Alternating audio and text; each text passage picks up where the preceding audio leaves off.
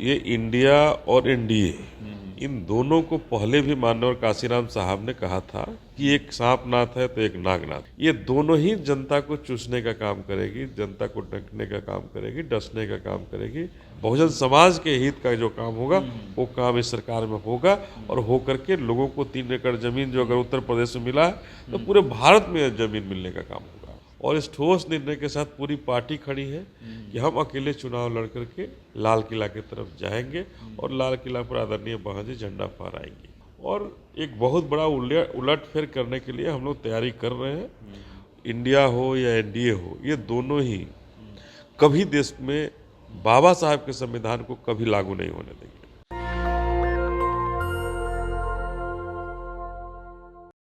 पिछड़ा अति पिछड़ा अधिकार बचाओ सम्मेलन हो रही है पटना के बापू सभागार में बीएसपी के तत्वाधान में, और बीएसपी के बड़े चेहरे आकाश आनंद जी का भी आगमन होने वाला है। इस पूरे प्रोग्राम को देख रहे हैं बिहार के प्रभारी हैं बीएसपी के अनिल पटेल जी। सर, जिस प्रकार से तैयारियां चल रही है, क्या क्या तैयारी है? देखिए, आज तैयारी पूरे बिहार में कार्यकर्ताओं में एक जोश है बहुजन समाज पार्टी की तरफ। बहुत दिन से लोग सोए हुए थे, सबके अंदर जागरूकता मची है और सब लोग बहुजन समाज पार्टी में अपनी ताकत लगाए हैं। और पिछड़ा और अति पिछड़ा, चूँकि बहुजन समाज पार्टी को लोग कहते थे कि एक समाज की पार्टी है, एक जाति विशेष पार्टी है, लेकिन अब ऐसा नहीं है। जब आप बहुजन समाज पार्टी में आप देखेंगे तो उसमें पिछड़े और अति पिछड़े तमाम चेहरे बहुत बड़े पैमाने पर आए हैं और एक बहुत बड़ा उलटफेर करने के लिए हम लोग तैयारी कर रहे हैं और निश्चित रूप से आने वाले समय में देखेंगे। अभी हम लोग जो सम्मेलन कर रहे हैं, पिछड़ा अति पिछड़ा अधिकार सम्मेलन, तो ये सम्मेलन ये बताने के लिए है कि हम पिछड़ों की भागीदारी भी बहुजन समाज पार्टी में है, अति पिछड़ों की भागीदारी भी बहुजन समाज पार्टी में है। आकर देखिए हमारी कितनी बड़ी संख्या है इस पार्टी के अंदर में। सर, लगातार देखा जा रहा है कि आप लगातार पूरे बिहार का दौरा कर रहे हैं, घर घर तक जा रहे हैं, लगातार बीएसपी जो तरह से मिशन पार्टी है, मिशन है वो, उस मिशन को, बाबा साहब के मिशन को, काशीराम के मिशन को आप घर घर तक ले जा रहे हैं। तो क्या लग रहा है 24 में जिस प्रकार से बहन जी ना एनडीए में है, ना एनडीए में है, ना इंडिया में है, तो कैसे अकेले चुनाव क्या लड़ पाएगी, कैसे जीत पाएगी बिहार की बात कर लें तो? देखिए, बहन जी का जो निर्णय है तो ये इंडिया और एनडीए इन दोनों को पहले भी माननीय काशीराम साहब ने कहा था कि एक सांप नाथ है तो एक नागनाथ। कांग्रेस को लेके कहा था और बीजेपी को लेके, तो यही दोनों है ना, एक तरफ कांग्रेस है इसमें इंडिया में और एक तरफ बीजेपी है एनडीए में। ये दोनों ही जनता को चूसने का काम करेगी, जनता को डंकने का काम करेगी, डसने का काम करेगी। और इसी से निकल करके बहन जी ने एक बीच का रास्ता निकाला है कि न हम इस सांपनाथ के साथ हैं न नागनाथ के साथ हैं। ये जो जनता को जो डसने वाले लोग हैं, बहुजन समाज पार्टी उनके साथ नहीं होकर के अपनी एक अलग रास्ता बनाई है और वो बनाई है कि हम बहुजन समाज के साथ रह करके बहुजनों का कल्याण करने के लिए हम अकेले पूरे भारत में चुनाव लड़ेंगे। तो क्या लगता है सर, मोदी जी इतने मजबूत प्रधानमंत्री हैं, तो कैसे अकेले आप उस मिशन में कामयाब होंगे? हालांकि बहन जी का मानना है कि बहुजन सीएम बने, बहुजन समाज की बात हो और वो अब लीड करे, समाज हमारा बहुजन समाज का लोग देश को लीड करे।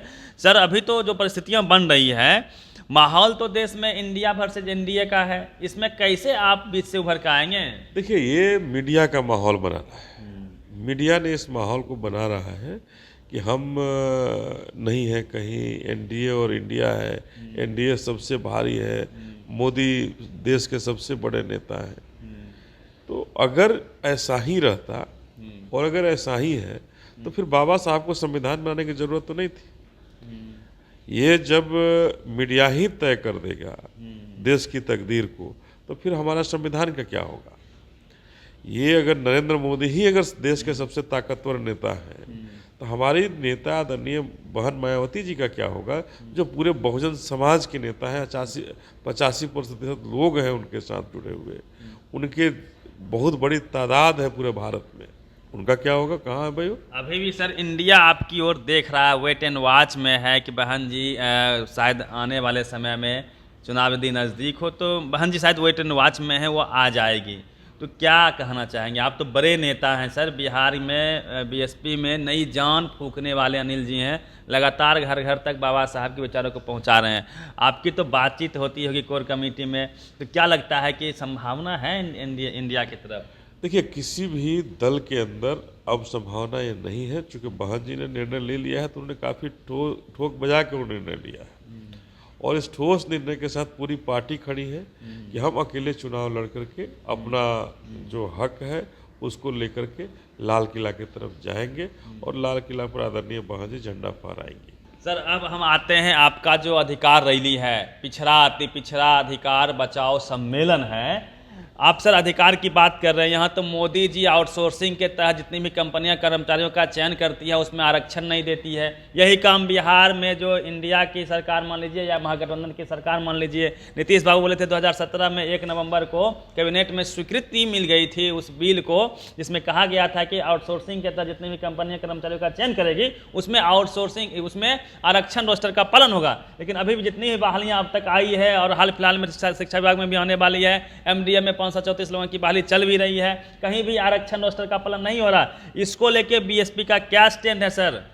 देखिए, बीएसपी इसी वजह से चुनाव अकेले लड़ने का निर्णय भी ली है कि जो बाबा साहब का जो संविधान था उस संविधान को हमको अक्षरशः देश में लागू करना है, और ये जो इंडिया हो या एनडीए हो, ये दोनों ही कभी देश में बाबा साहब के संविधान को कभी लागू नहीं होने देंगे।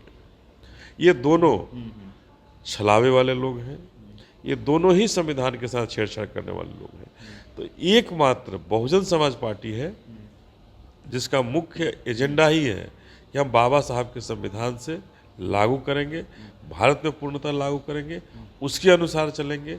और जो बहुजन समाज है, जो भी आप आरक्षण की बात कर रहे हैं, बच्चों की पढ़ने की बात कर रहे हैं, हमारे साथ लोगों को आज तक झोपड़ियों में जो रहने वाले लोग हैं, तो हम उनको उसके हक दिलाने की बात करेंगे कि हम उनको उनका हक दिलाएं।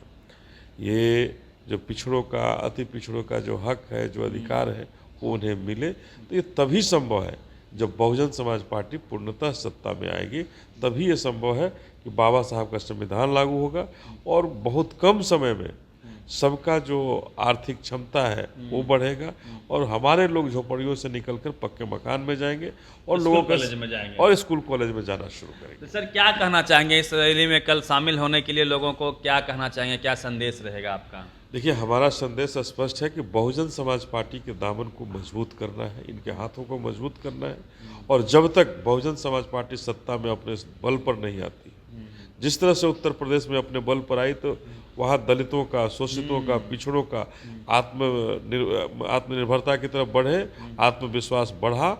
जिसका कारण क्या है? आज उत्तर प्रदेश में अगर बढ़ा है तो क्या कारण था? तो वो कारण और मात्र एक कारण था कि बहन मायावती जी ने सरकार बनाया, और अकेले बल पर बनाया। सबको जमीन उमीन भी सर दिया, और वहाँ 3-3 एकड़ जमीन देने का काम किया। और आज हमारे बिहार में 3 डेसिमल जमीन देकर के नीतीश कुमार ने 3 डेसिमल जमीन नहीं देने का काम किया। तो ये जब तक बिहार में ही नहीं, पूरे भारत में एक बार जब तक इनके तरफ लोग नहीं पूरे ताकत से लगेंगे, बहुजन समाज नहीं लगेगा, तब तक भारत का काया पलट नहीं होने वाला है, कायाकल्प नहीं होने वाला है। और कायाकल्प करने के लिए हम तमाम अपने बिहार वासियों से भी आग्रह करेंगे कि आप सभी बहुजन समाज पार्टी को मजबूत करें, और जो जहाँ है, जिस रास्ते मजबूत करना चाहता है उससे करे, जिससे हमारे लोग आगे बढ़ेंगे। और बहुजन समाज पार्टी जरूर जब सत्ता में आएगी तो निश्चित रूप से जो भी जन विरोधी कार्य हैं वो बंद होंगे, और जनोपयोगी काम, बहुजन समाज के हित का जो काम होगा वो काम इस सरकार में होगा, और होकर के लोगों को 3 एकड़ जमीन जो अगर उत्तर प्रदेश में मिला है तो पूरे भारत में जमीन मिलने का काम होगा। सबको मकान मिले, सबको जमीन मिले, सबको सम्मान मिले। और जिस प्रकार से रैली हो रही है पटना के बापू सभागार में, आकाश आनंद जी आने वाले हैं, और तमाम बहुजन समाज के लोग, बहुजन समाज पार्टी के लोग बिहार के कोने कोने से वहाँ पे आने वाले हैं। पूरा कल मैं आपको वहाँ से भी तस्वीरें दिखाने का प्रयास करूँगा। फिलहाल इस वीडियो में इतना ही। बने रहिए नेशनल दस्तक के साथ। रवि मेहता, पटना। नेशनल दस्तक की आपसे गुजारिश है कि अगर इसको बचाना चाहते हैं तो नेशनल दस्तक को सब्सक्राइब करने के लिए रेड कलर के सब्सक्राइब बटन को दबाएं, फिर बेल आइकन की घंटी दबाएं। नेशनल दस्तक को बचाने के लिए बहुत जरूरी है कि हर खबर को शेयर करें, लाइक करें, कमेंट जरूर करें।